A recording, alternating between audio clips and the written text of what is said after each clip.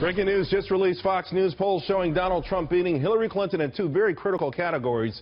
Following the FBI's review of Clinton's email servers, 66% of likely voters say Hillary Clinton, they think she's dishonest and untrustworthy, compared to just 58% for Donald Trump. And on the economy, 52% of likely voters think that he will do a better job on handling it versus only 44% for Hillary Clinton. Joining me now to discuss, Ed Pozzuoli, Adriana Cohen, and Brian Keane is back. Ed, let me start with you. The economy, it feels like of all the noise, all the scandals, and all the other distractions that we've had, we're getting right back to the basics. Obamacare, lack of serious job growth, lack of wage growth, pocketbook issues front and center.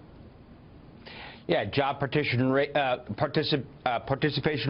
the lowest in decades, home ownership lowest in decades. All those things weigh on the American people. Is the American dream alive?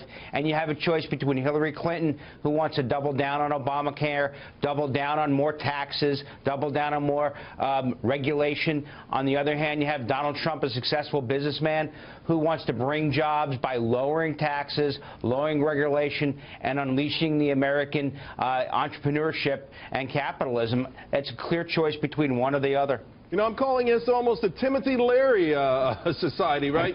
The dropout nation, drop out of the jobs market, don't start businesses, don't start family formations. I mean, it's so sad, the dark cloud, Adriana, that's come over this nation. We've just dropped out. We're not into it anymore. We've given up. And it's so sad because the American dream is virtually dead. And Donald Trump is the only candidate who can revive it because he has a proven track record of success. He's a businessman. He's created tens of thousands of jobs, and he knows what to do to get our economy moving again. Now, just compare that to Hillary Clinton. She's made the vast majority of her wealth just giving speeches paid by either Wall Street or foreign nations who oppress women and oppress gays. So if you compare who's better equipped to create jobs and bring back the American dream to all Americans, including young people who are drowning in student debt, that candidate is Donald Trump. You know, Brian, the free fall that we saw with Hillary Clinton's numbers associated with the latest in the email scandal had actually begun before then, and a lot of people pinpoint that to Obamacare just being one of the many economic issues that starting to nag people. How does Hillary deal with that, and also the dishonesty issue that will not go away?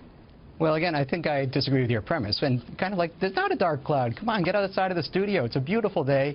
And quite frankly, when George W. Bush left the White House, when the Republicans were last in control, unemployment was at 7.8%. Today, just this morning, it's 4.9. It's under 5%. But why is it 4.9? Listen, we can play this game all day long. Let's actually, Brian, we can play this game all day long, but if we're going to be honest, if we're going to be honest with the American public, it's 4.9% because 14 million people quit.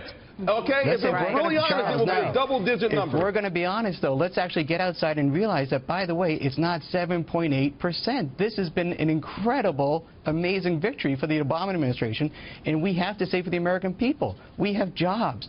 By the way, they are thriving, and the polls even show that. They're thriving. So, by the way, let's go to the honesty issue. Let's go to the honesty issue, where we're looking at Chris Christie again. Tell me the honesty issue. How does she get around this ankle, this ankle weight, this anchor? The bombshell today, look, when Chris Christie's closest advisors were found guilty, and that's incredible.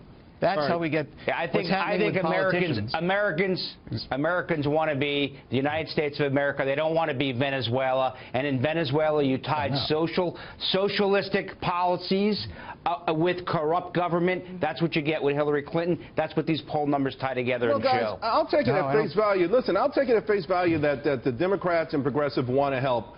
I just think that you look historically at a society that thinks it should be a government-driven prosperity, which is limited, or prosperity driven by the individual, which is the DNA and really the foundation, along with religious beliefs, that made America the greatest nation in the world. To me, those two things are just, we have a historical track record, and now we've got an 8-year track record. That's right. So voters have a choice. Either you elect someone like Donald Trump, who will grow the jobs in the private sector, or Hillary Clinton, who's just going to grow big government and strangle us with higher taxation, red tape with regulations, And Obamacare is going to, the rates are going to continue to skyrocket. I mean, if she's just going to expand it, and choice is getting restricted, and that's well, we're talking about redistribution, but listen, and you can never have real prosperity through redistribution, and I think that's the key. Listen, if people buy into it, they buy into it, but that's what she's selling. That's right. Charles, if I can jump in here, look, we're all entitled to we got our own opinions, but we can't make our own facts, okay? Right. The deficit is the lowest it's been since Ronald Reagan. The debt The national debt. The $19 trillion debt debt is the lowest. Oh, come on. Let's leave it there, guys.